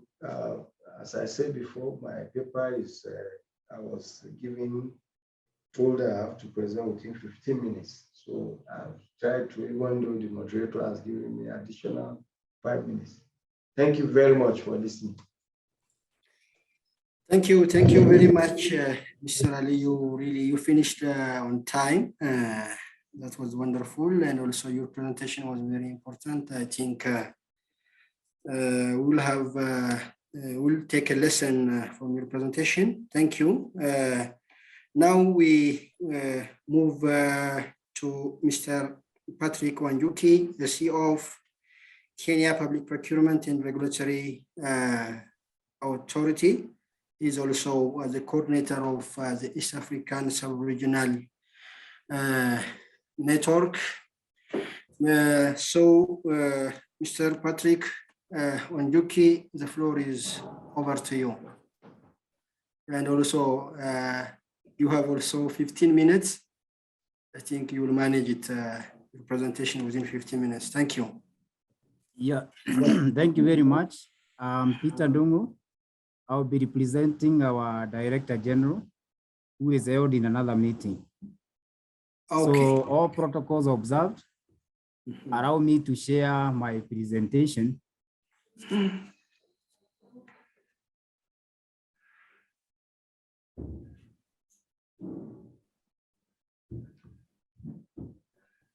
Yeah, this is a presentation on the journey we have taken as an authority or as a country on open data contracting. I'll take you through what we have done. I must admit that we have not achieved much, but we are in the right course and we'll manage to be there. So in terms of this, the objective of what we'll cover, we look at the introduction into the Kenyan context, then how we are doing the centralized collection of procurement information, the open data contracting standards, and then we look at the emerging issues, and then experiences, and then conclusion. Now, I don't want to dwell much on the statistics, but as a Kenyan government, we have made deliberate efforts to enhance the disclosure of procurement information all the way from 2005 when the first act in procurement was issued. And then with the transition to the new act, the same principle has been carried forward to ensure there is full disclosure of public procurement. And the main aim here is to strengthen transparency, ensure openness and accountability in our procurement undertaking. And then there is effective and efficiency utilization of scarce resources, so that as a government, we look at this area of fiscal discipline as a key consideration for the government, and hence the need for us to adopt the open data contracting standards. Now, in terms of operation, the procurement system in Kenya is governed by, first, there is the Constitution, then we have the Act of Parliament. Below the Act, we have the regulations which operationalize the Act, and then we have the standard data documents and formats. Now, these standard data documents and formats are very critical when it comes to accessing data and information from bidders, because this is the document when customized, the procurative will use to get information or access information from bidders. So if they are not properly done, then the information expected to be generated will not be achieved. Then in 2018, His Excellency the President issued an executive order, number 2 of 2018, on how procurement of goods, work, and services should be carried out by all government agencies.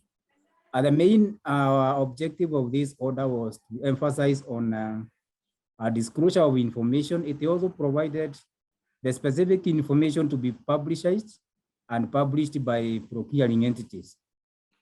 Then in terms of the Constitution, Article 2 of the Constitution of Kenya emphasizes on the national values and principles of governance, good governance, integrity, transparency, and accountability. Article 35 of the Constitution further provides every citizen has right of access to information held by the state. And going by the strength of this article, then the government has come up with an Act of Parliament on Access to Government Information Act. And this empowers the public to access information held by the state. Then Article 227 is specifically on procurement, and it emphasizes on the need to do procurement in a fair, equitable, transparent, competitiveness, and cost-effective manner. And when we achieve this, then we can only achieve this by being accountable on our action in procurement and by providing the data and information required. That is by disclosing the information, then we remain accountable on our action. And then there is executive order number 2 of 2018, as I said. It has really give us the impetus as an authority to enforce the disclosure of the information in the portal. So as an authority and with the support of the government, we came up with a portal, and the portal has helped us to collect most of the information as required by the Executive Order number 2 of 2018. Some of the information required to be disclosed is what we call disclosure of success bidder details, including beneficial ownership information of such a company. Currently, as we speak, we are reviewing our standard data documents and reviewing the beneficial owners information disclosure form to ensure that the bidders who won tenders or who have been contracted, their beneficial ownership information is acquired and published in the portal. We have already secured the legal backing. The beneficial ownership regulation of 2022 has given the authority, that is PPRI, the mandate to receive the information and publish in our portal the information on beneficial owners. Then in terms of where you can get this information, if you go to our website or if you use the link tenders.go.ke, it will take you to the portal where you will get all the information regarding tender opportunities, contract awards, and the information regarding the bidders. Now, in terms of the portal, I don't want to dwell much on the content, but I can highlight some of the statistics that are already in the portal. As at March 8th of 2022, the statistics as depicted on the screen, that is 2021. If you look at the number of tender notices that were published, we had 11,124. In terms of contract, we had 619, that is for the current financial year. But when you look at the bottom row, you'll find the aggregate that we have a total number of tender notices that have been uploaded as 67,119. Then contract award, 22,312. 480 billion in terms of the value of the contracts. The number of Ps that have registered are 847. And then the number of bidders who have registered under the portal are at 4,269. Now, when you look at these statistics, it clearly shows that the level of uptake in terms of publishing this information is still too low. Because when you look at the Kenyan structure in terms of the procurement law, the number of procuring entities, we estimate them to be around 20,000 or so, but the large procurement entities are around 600 procuring entities. So we still have a journey to walk to ensure that everybody is on board. Now, the portal has been developed following open data contracting standard. This was done to ensure data displayed in the portal can be exported using the OECD format. This makes the Kenya data comparable and usable by stakeholders beyond Kenya. And we have seen many partners coming on board, as you see later. We have development partners who have come on board to support us. We also have some universities who are very interested in partnering with us so that we can have the data which is uploaded in the portal being able to be manipulated to make meaningful picture in terms of how we can utilize the data to ensure compliance as a regulator. Then we have partnered with the OCP, and Kenya is an OCDS publisher. The data is collected through the public procurement cycle. As I said, the critical part in terms of this is the tender document that is utilized. We have to ensure that it collects the information required. Then as an authority, we have also issued reporting tool or templates that ensure that the information we receive as required in the portal. Because if we receive the information in the wrong format, publishing it will be a challenge. Then in terms of experience as emerging issues, is that when we look at this centralized collection of public information, it has provided PPRI with information to ensure compliance, which is our key mandate as an authority. we can be able to access the information regarding procuring entities as they carry out their procurement. Then it has provided statistics facilitate decision-making on procurement reform in Kenya. A current reform being implemented have applied analyzed information from the portal. So when we issue, for example, policy guidelines, we are looking at the thread in the portal, and then we are able to issue a guideline. As I said, for example, we looked at the issue regarding beneficial owners, and we had to review the form in terms of disclosure to ensure that everybody is on board and data is published as required. As I said, we have also seen development partners using the level of disclosure of information in the portal as a benchmark when granting grants to GUK. As an authority, we've been part of this exercise, whereby the government, when it provides the various benchmarks to be met, one of the benchmark is on the publishing of procurement information in the portal. And we normally report regularly in terms of how we are faring on this. To us as an authority, this has given us the support, the government support required, and the goodwill to ensure we are able to move forward. Then the centralized collection of data regarding procurement information has also empowered non-state actors to monitor the procurement.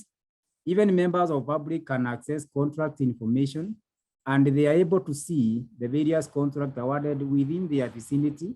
And as a community, they can be able to monitor what is happening. Then there is also increased participation in procurement, as the business community has a wider access to tenders from different public entities. Initially, we used to have tenders advertised in the newspapers. Today, it is not mandatory. What is mandatory is for tenders to be published in this portal. The procurement can publish on its website, but it must publish the tender notice in this portal. This ensures that all the bidders can visit this portal and they are able to get access to tendering opportunities rather than visiting each and every procuring entity website to get the same information. And when you look at the aggregation in terms of benefit, this has reduced the cost of tendering, as tenderers can now download tender document for free of charge from a centralized point of consideration. Then there are some challenges we are having or we are facing as an authority and even procuring entities. The procurement are still holding most of the information and they do not publish the information comprehensively. And therefore the information sometimes normally have gaps. And when there are gaps, we normally engage entities to ensure the gaps are filled, but it's a tedious exercise. The other one is the business community still relies heavily on tenders advertised in the newspaper. So we've seen instances where some bidders complain that they saw a tender being closed or opened, but they never saw the advert in the newspaper. But as an authority, we have taken up this because what is necessary now is to sensitize the bidders, make them aware of where they can get the portal. Then we also have Ps and bidders in areas with poor internet connectivity. They normally have a challenge to access our portal. And we also have challenges in terms of some bidders are not IT conversant. So sometimes they end up engaging a third party to help them access the information, which in some instances will increase the cost of them tendering. Then there is also uptake of the portal is still low. Last year, but one, we published a list of shame on those who have not been publishing information in the portal as a way of ensuring that procurers are able to upload the information. And since that, we have seen many entities now coming on board and publishing the information. We have also, as an authority, trained over 1,500 officers this year from January to early March to be able to upload the information in this portal. And one of the challenges we met as we were doing our compliance check is that in most entities, there are weak staffing levels. Sometimes they don't have officers who can key in this information. Some entities has got so many contracts to be uploaded, and therefore they might end up having a dedicated officer to be doing that work, largely because most of our procurements are done manually. Then given that not all Ps are using e-procurement system, in the IFMIS, the collection of information is still low, and sometimes it's a challenge to capture all the data. Then data quality challenges, as it was said by one of the presenters, is a challenge. Sometimes you get data, and then you also doubt, and sometimes you don't have a way of authenticating the data. The integration of portal with other government systems is working, and other systems are being explored. A good example here is our link with the business registration service. This has helped us a lot to be able to cross-check and even validate the data provided by procuring entities.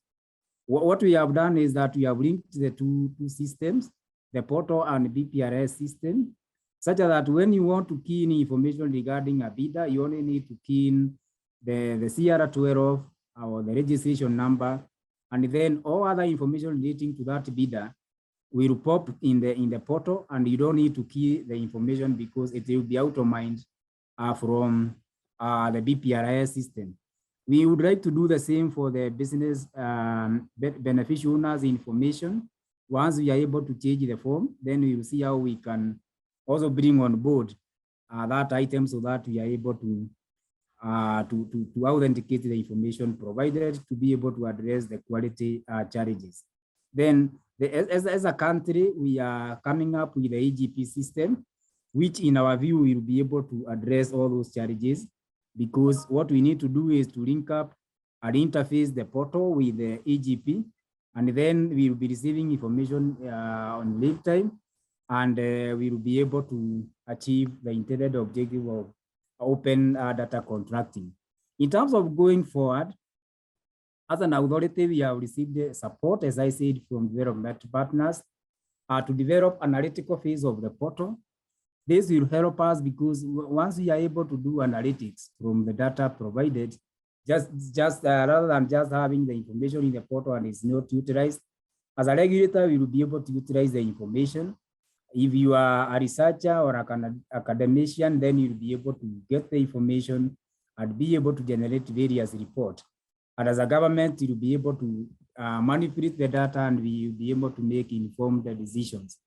Then we have trained over 1,500 public officers involved in uploading information in the portal.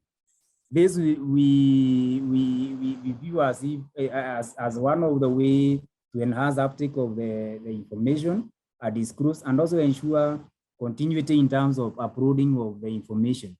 Then additional modules are being developed to ensure seamless notification of business communities on the tender. Here we are working on a module where we will be having a tender alert system, whereby bidders will register into the portal. And then when there is a certain tender advertised in the area of specialization, because they will be required to register and indicate the areas where they will be like to receiving the notices, then they will be receiving tender alert at a small fee, and then they will be able to get the notification, and they are able to visit the portal when there is a tender advertised in their area of expertise. Then, as I said, we are finalizing on modules, on modalities to publish and publicize beneficial owners information in the portal.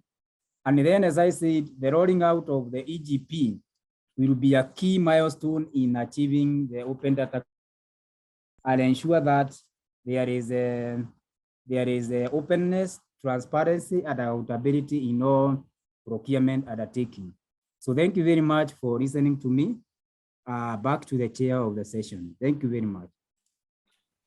Thank you, Mr. Peter, for your presentation. That was wonderful. You shared us your experience in open contracting data as system, and also you transition from the paper-based procurement to the open contracting data system, and also the challenges you faced during the implementation, and also the way forward. Thank you so much. Next is a question and answer session. I think I am very satisfied from the presentation of all the presenters, and I've got a lot of information with regard to implementing open data contracting system. I think it is a very important session. Next will be a question and answer session. I think all the presenters are ready to just receive questions from the participants. So participants, if you have any questions or need clarification on the presentations by our three of presenters, Uganda, Nigeria, and from Kenya, you are welcome. And also I appreciate if you can, I don't know how to proceed. Can you raise your hand so that I can identify and give you the chance?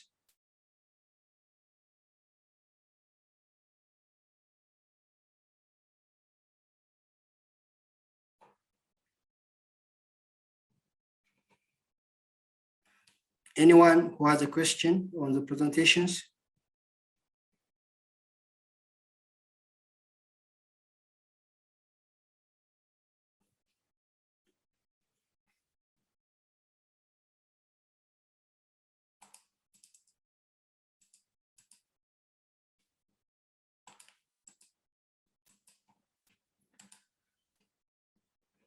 Any question, please?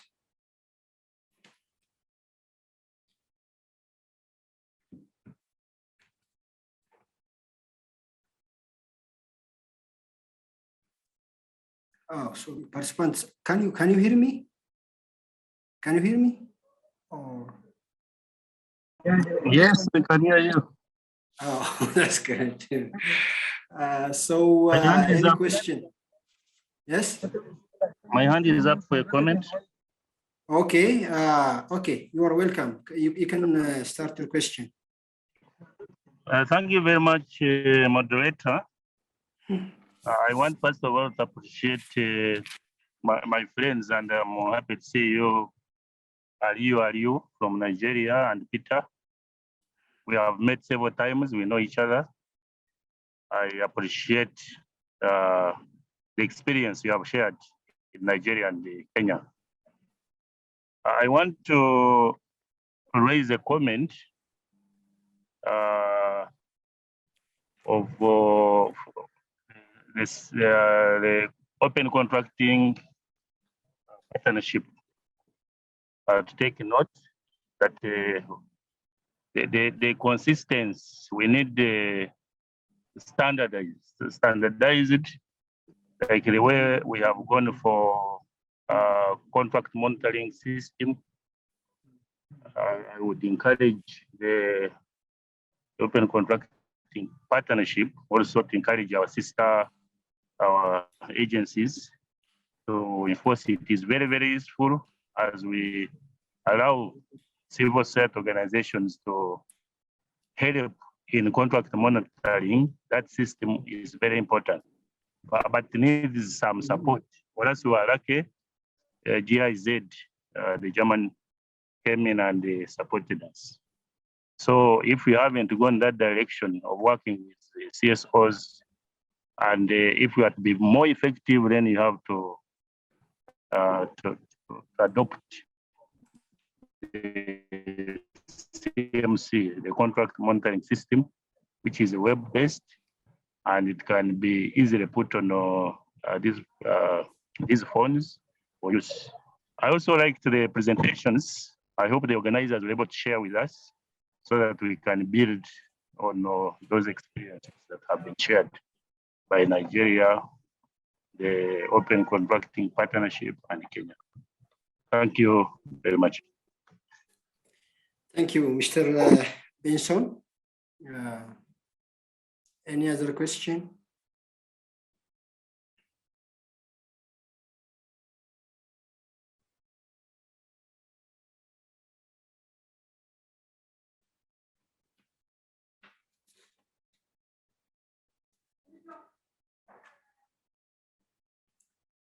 Any other question?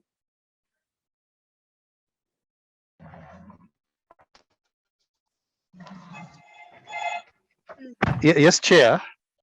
Okay, Mr. Aliyu. Yeah, thank Edwin here from OCP. Okay. I also want to join Benson in thanking the shared experiences of Kenya and Nigeria. And what is clear is that in each of the countries, there's something another could learn from the other.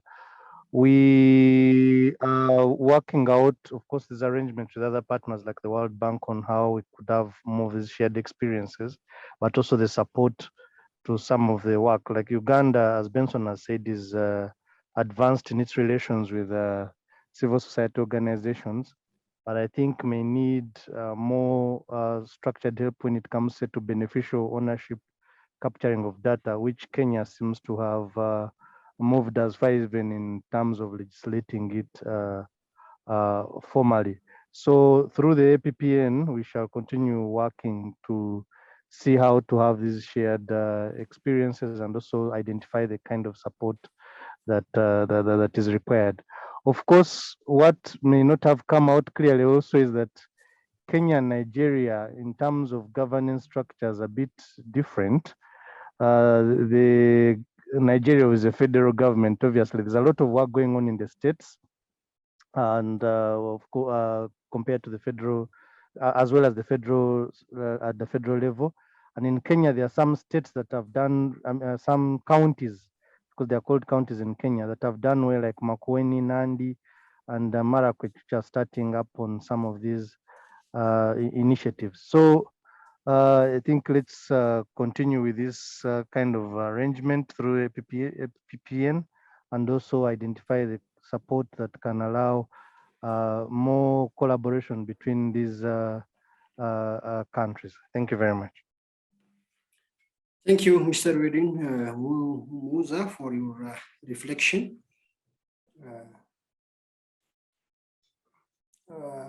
Anyone I do want to speak. Just okay. some observations. For ours, our portal is strictly separated from our vendor registration system and whatever. Because during the presentation, I noticed that some people have they brought in the vendor registration system, the system that controls the suppliers, contractors, and service providers. But the lesson learned from here and for this collaboration, we from time to time, we just as Mr. Benson has said, sometimes we go to certain countries to directly pick experience because, for example, Uganda had an e-procurement vendor, which happens to be also our vendor, and wanted to share experience of what they are having.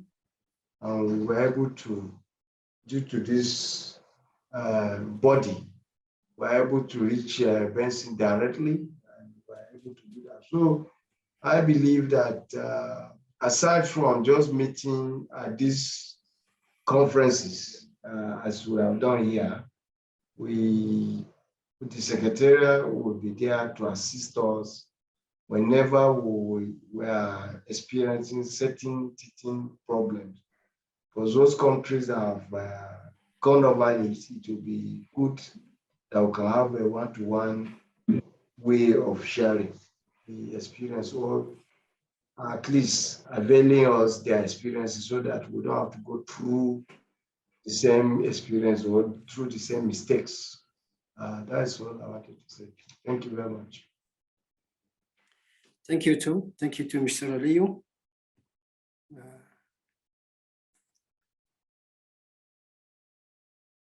Anyone who would like to take the chance to reflect on the session before we move to the closing remarks?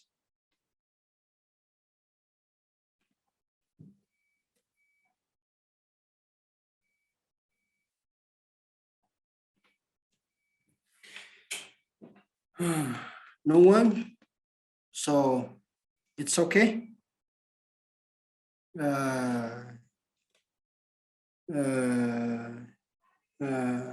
sorry, Mr. Nkulelko Freeman Dlamini, Chair of APPN. Are you on board?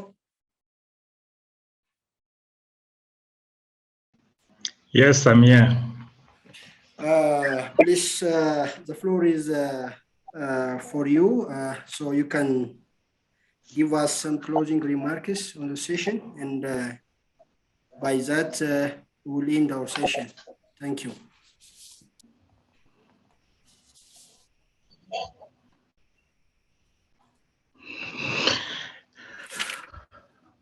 May I take this opportunity to thank you all for this informative session. It's important that we note that today's session was worth it because we were discussing issues that touch on public funds. And it is important that transparency and accountability play a key role in the use of public funds. And the civil society, the media, and the public, that the watchdogs of the government. So it is important that in all our activities, we try as much as possible to be transparent. And it has come to light that the e-government systems, e-GP systems are quite important in ensuring that everything is transparent and we are able to get data on time, and we are able to work efficiently and effectively. And that is very, very important. And we have also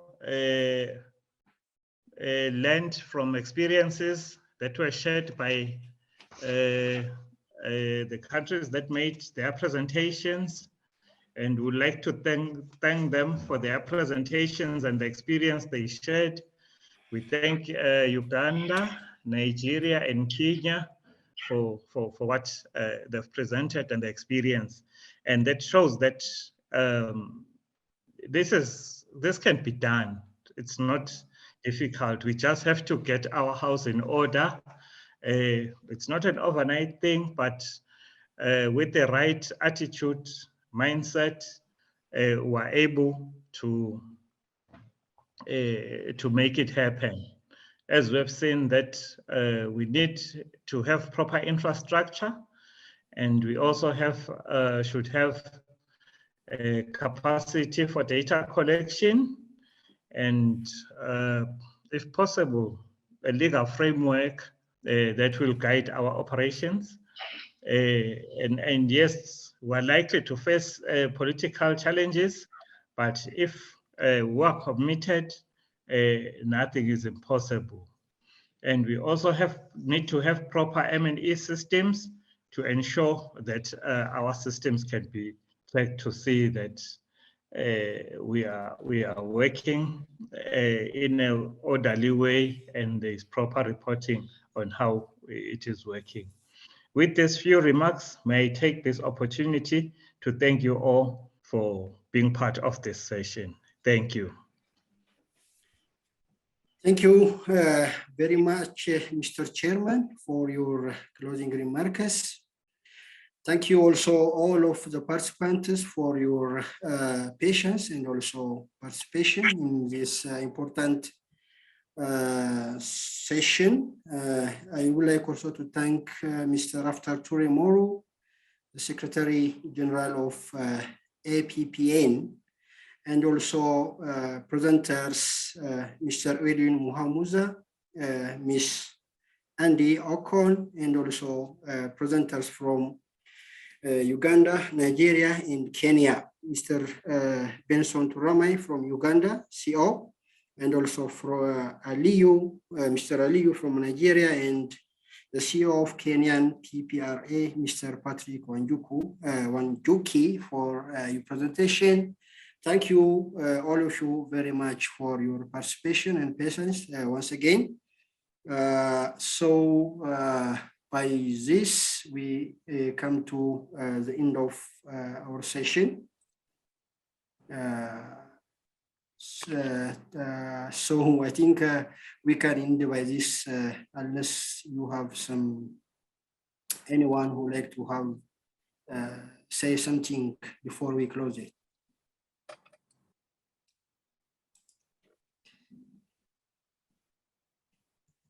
No one? So can we have all the presentations sent to our email addresses? Oh, yes, I think we can do this one. So the secretariat will send all the presentations to your email. Andy, you want to say something? No, I just want to say thank you for the opportunity to speak to everyone, and our email addresses are contained in the presentation if any of the countries want to engage in further contact, or even if it's a more in-depth training on open contracting and making a case for open contracting, we're available to render those services to the different countries. Thank you. Thank you, Ms. Andy. Well, we Anyone? would like just to assure you that you have the presentations. Technical secretary will send them to you. Thank you. Thank you, Rafi. Thank you, Rafi. So thank you very much, all of you, once again. And by this, we come to the end of our session. Thank you, all of you. Bye. Thank you. Bye. Thank you. Bye-bye. Thanks, all. Bye.